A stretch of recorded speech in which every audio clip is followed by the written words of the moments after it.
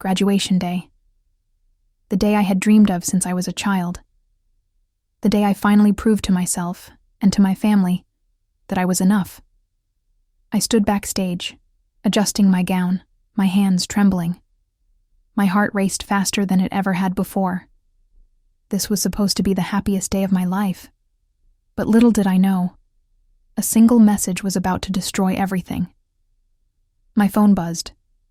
I smiled, thinking it was a congratulations from my dad. Maybe, just maybe, he was finally proud of me. I opened the message expecting words of love, support, and pride. Instead, it felt like someone stabbed me right in the chest. The words stared back at me like a cruel joke. I sold your car. Your sister needs a new one. Don't complain. I blinked, thinking it was some kind of mistake. No, this couldn't be real. I read it again, and again. My breathing turned shallow and my vision blurred. This wasn't a bad dream. This was real. On the day I finally achieved something huge, my own father had decided I didn't matter. The applause in the auditorium roared. My name was next, but my hands were frozen. My stomach twisted into knots. How could someone do this? And with those words, "Don't complain"?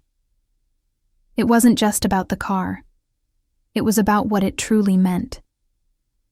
You're not as important as her. I swallowed hard, forcing my legs to move toward the stage. A fake smile glued to my face, while inside, I was falling apart. My diploma felt heavy in my hands, heavier than the years I spent trying to be enough. And as I walked off that stage, something inside me broke forever. After the ceremony, friends were hugging their parents, laughing, crying, taking pictures filled with pride and love. I stood there alone, staring at my phone, waiting for a miracle that would never come.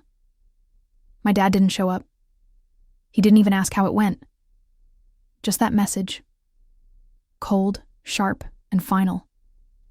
I tried to breathe, tried to process. My car, gone, just like that, without even asking me, without a conversation, no warning. How could someone be this cruel? And not just anyone, my own father, the man who was supposed to protect me, celebrate me, believe in me. I wanted to scream, but there was no point. Because deep down, this wasn't the first time. My sister had always come first. Her needs, her wants, her mistakes. Everything was about her. And me? I was just there. A backup plan. A shadow. The invisible daughter. I scrolled through our old messages. Birthday wishes. Ignored. Holidays. Forgotten. Every achievement I had. Dismissed. Like it meant nothing. And now this. Selling my car on my graduation day. As if my dreams, my hard work, my future were disposable. Suddenly, a fire lit inside me. For the first time in my life, I realized something. No one was coming to save me. No one was going to stand up for me. If I wanted respect, if I wanted to be seen, I would have to become someone they couldn't ignore. And that day, I made a decision that would change everything. I left the graduation party early. What was the point of celebrating something that didn't seem to matter to the people who were supposed to love me the most? My friends didn't understand. They smiled in their photos with their families, while I smiled with an emptiness they couldn't see. Inside, I was collapsing. Driving home wasn't an option anymore. Because, well, I had no car. The car I worked for. The car that was supposed to be my freedom after college. Gone. Just like that. Sold. Not even a discussion. Just an order. Just a don't complain. I never felt so powerless. I stared at the empty space where my car used to be parked. Silence. Just silence. A silence that felt louder than any scream. I sat on the curb for hours, thinking about every time I stayed quiet to keep the peace. Every time I let them step on me. And for what? To be treated like this? I wanted to confront him. I wanted to call him and demand answers. But I knew exactly what would happen. He would turn it back on me. Make me feel guilty. Make me feel like I was the problem. Why are you so selfish? Your sister needed it more. Stop being dramatic. Always the same lines. But something was different this time. I wasn't that scared little girl anymore. I wasn't going to swallow this pain quietly. Not again. Not ever again. That was the moment. The precise moment. When I realized this wasn't just about a car. This was about reclaiming my dignity. That night, I wrote a message to my dad. I stared at the screen for over an hour, my fingers trembling. 1,000 drafts. 1,000 deleted words. What could I even say to someone who saw me as disposable? As a spare part in a family where I was always the second choice? Finally, I typed. You didn't just sell my car. You sold every ounce of respect I had left for you. My thumb hovered over the send button. My heart raced, my palms sweaty, and then I hit send, just like that. No going back, no more pretending, no more playing the invisible daughter. The reply came faster than I expected. Don't be dramatic, you'll be fine. Your sister needed help. Family supports family. Those words, they didn't hurt me this time. They disgusted me. Because in his eyes, family meant me sacrificing. Every single time. I sat there, staring at the glowing screen. And something strange happened. For the first time ever. I didn't cry. I didn't shake. I didn't feel small. I felt free. Free from the endless chase for approval. Free from the prison of trying to be seen by someone who never cared. And in that freedom, a thought bloomed. A dangerous, beautiful, powerful thought. What if I stop trying to fix them and start building a life that doesn't include them? That night, I opened a new tab, and I typed 4 words that would start the biggest change of my life. Apartments for rent nearby. The next morning, I woke up different. Lighter. Not because anything got better, but because something inside me shifted. I wasn't waiting anymore. I wasn't hoping for an apology. I wasn't sitting by the phone, begging for a message that would never come. No. That version of me was gone. I started making calls, asking about jobs, about side gigs, anything that could help me break free faster. Every ring, every email, every rejection fueled me. Fueled the version of me that refused to be anyone's afterthought ever again. If my family wouldn't believe in me, then I would. By the afternoon, I packed my things. Not everything. Just what mattered. Clothes, my diploma, my laptop, and one photo. Just one. A photo of me as a little girl, smiling, before life taught me that being the other daughter meant being invisible. I wasn't that girl anymore. I texted my mom. I'm moving out. Don't worry, don't ask, I'm fine. Her reply? Don't be dramatic, you always exaggerate. Of course, always the same. Gaslighting dressed as concern. But I didn't bite, I didn't reply. I just put my phone on silent and kept packing. That night, as I zipped my suitcase shut, something hit me. This wasn't just moving out. This was moving on. Moving away from the constant reminder that love, in their house, was a currency I could never afford. And as scary as it felt, it also tasted like freedom. I moved into a tiny studio apartment.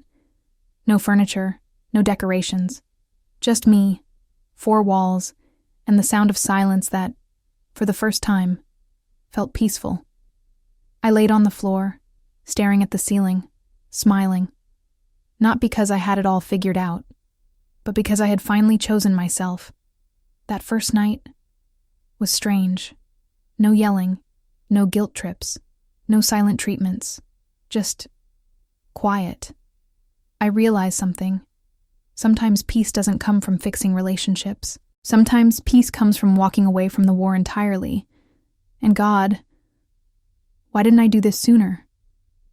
My dad didn't call. My mom didn't check in. My sister? Not a word. And you know what? It didn't break me. It confirmed everything I needed to know. Their silence was my proof. Proof that I wasn't crazy. Proof that they never saw me. Proof that leaving was the only option. I sat there thinking about that text. I sold your car. Don't complain. And for the first time I laughed. Not because it was funny, but because it was pathetic. How small someone must be to think they can control you with things. With money. With silence. With guilt. That night I made a promise to myself. You will never, ever beg for love again. You will never lower yourself again just to be tolerated. From now on, you are done shrinking.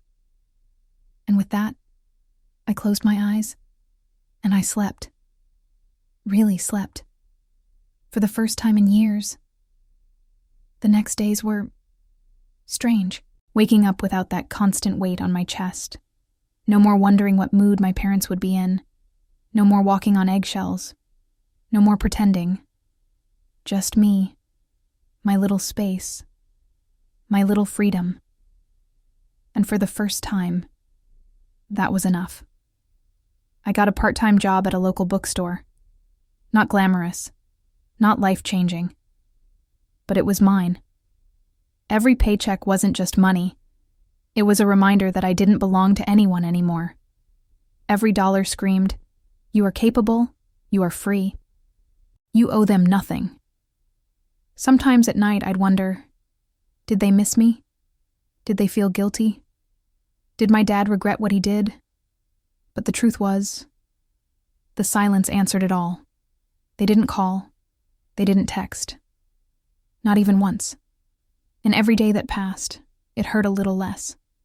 And I got a little stronger. I started meeting new people.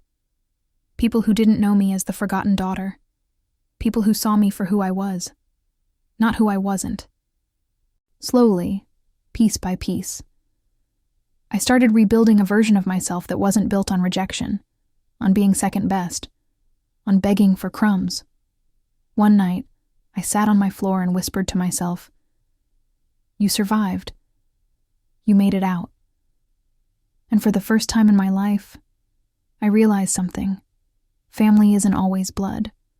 Sometimes family is the people who show up, the ones who see you, the ones who never make you beg. Weeks passed, then months, and something wild started happening. I began to feel happy. Not perfect, not fully healed, but happy. Because for the first time, my life was mine. My choices, my mistakes, my wins, my peace, my chaos, all mine. But then, one afternoon, out of nowhere, my phone buzzed, a name I hadn't seen in months. Dad.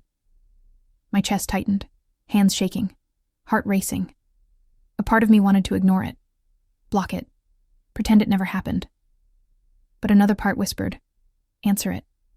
Face it." I let it ring. Once, twice, 3 times. Then, I answered. Silence on the other end, and then his voice. Cold. Sharp. Familiar. "So, are you done being dramatic? When are you coming home?" Not, "How are you?" Not, "I'm proud of you." Just, control. As always. I took a deep breath. And in that moment, I realized I wasn't scared anymore. Not of him. Not of their disappointment. Not of their absence. Because you can't lose what you never truly had. And you can't be broken by people who already showed you who they are. So I said, "I'm not coming back. Ever." And for the record, I was never the problem. You were. I hung up, blocked the number, and sat there, heart pounding, tears falling, but not tears of sadness, tears of release, of freedom, of choosing myself, once and for all. The days after that call were surreal. A strange mix of grief and relief. Grieving the family I wished I had. Relieved to finally let go of the version of me that kept waiting for them to become someone they never were. It was over, truly over. And I was still standing. I started journaling every night, writing the things I was too scared to say out loud, the pain, the anger, the disappointment, but also the pride, the victories, the little wins no one else saw. I wrote to remind myself, you are not the girl they made you believe you were. One morning, while sipping coffee on the floor of my tiny apartment, I smiled. Really smiled, because suddenly, I realized something wild. The version of me that begged, that shrank, that settled, was gone. Dead. Buried. And something stronger, fiercer, had taken her place. My job promoted me. Small raise. Nothing huge, but symbolic. Because it meant I was building something they could never take from me. Not with guilt. Not with silence. Not with manipulation. For the first time, I wasn't surviving their world. I was creating my own. And every time I walked past a car, any car, I chuckled. You sold my car to control me, but all you did was set me free. The irony was delicious. They thought they were punishing me, breaking me. But in reality, they handed me the key to my own freedom. Then, one day, another message. But this time, from my sister, the golden child, the one who always got everything without asking. Her message? Short, cold, almost robotic. You need to stop making Dad feel bad. It's just a car. Grow up. I stared at the screen and laughed. Not bitter, not broken, but free. Just a car. Funny how people who get everything handed to them always think it's just something, because to them, everything comes easy. They never had to fight for anything. I typed back. It was never about the car. It was about respect. But you wouldn't understand that, because you've never gone a day without it. And then, I blocked her. No fight, no explanation, no breakdown, just closure. Silent, powerful, permanent closure. I realized something in that moment. Closure isn't always a conversation. Sometimes, closure is a blocked number, a new lease, a quiet night in your own space, a peaceful morning without waiting for anyone's approval. Closure is choosing yourself, over and over, again. That night, I stood by my window, watching the city lights flicker, and whispered to myself, This is the beginning, not the end. They didn't break you. They freed you. And for the first time ever, I believed it with every fiber of my being. Months passed. Seasons changed, and so did I. I wasn't that scared girl anymore. I wasn't the daughter begging to be seen. I had become something I never thought possible. Whole. On my own. Without their approval. Without their validation. Without their love. Because honestly, it was never love. I started my own business. Small, humble. But mine. Every client. Every invoice. Every late night working wasn't just money. It was a declaration. A rebellion. A war cry against every time they made me feel like I wasn't enough. Now, I was more than enough. For me. One afternoon I saw them, by accident, at a coffee shop, my dad, my mom, my sister, laughing, smiling, acting like the world was perfect, like nothing happened, like I never existed. And for a second, my heart clenched. But then, something unexpected happened. I didn't feel pain. I didn't feel rage. I felt nothing. Absolutely nothing. And that was the most powerful feeling of all, because when you stop caring, when you truly stop caring, no one can touch you. No one can own you. No one can control you. Ever again. I walked past them, head high, shoulders back.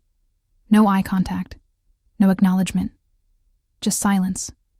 The same silence they gave me my whole life. I gave back. But this time, it wasn't silence from pain. It was silence from power, from peace, from freedom. That night, as I lay in bed, staring at my ceiling, I realized something. They didn't destroy me. They forged me. Every rejection, every insult, every dismissal, every time they chose my sister over me. It didn't break me. It built me. It turned me into something unstoppable.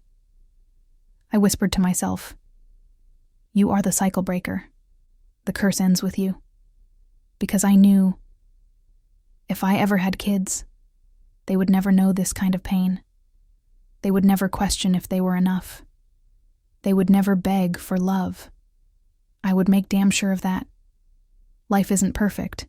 Healing isn't linear. Some days, I still grieve the family I never had.